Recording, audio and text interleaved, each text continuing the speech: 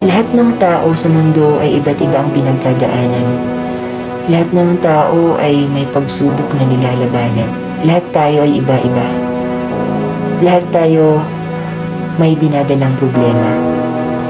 Baka nagtatanong ka bakit yung iba masaya, bakit yung iba parang perfect ng buhay nila. Bakit ang unfair ng world, bakit yung iba parang masaya lang, parang walang problema. Minsan nakakasabi tayo na, bakit pa ako nabubuhay? Bakit andito tayo sa mundong ito? Sobrang daming tanong, sobrang daming bakit ganito, bakit ganyan. Minsan nawawala na tayo ng lakas, minsan parang gusto na nating matapos ang lahat. Nihiling na sana matapos na lahat ng sakit.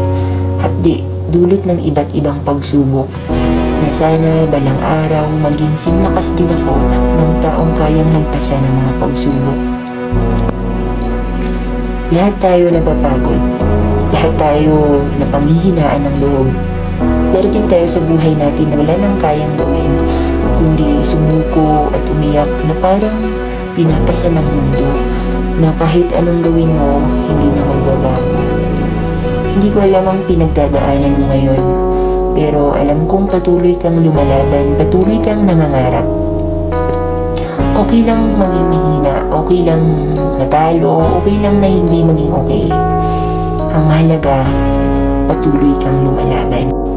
Isa ako sa taong punong-puno ng pangarap. Isa din ako sa mga taong nabigo.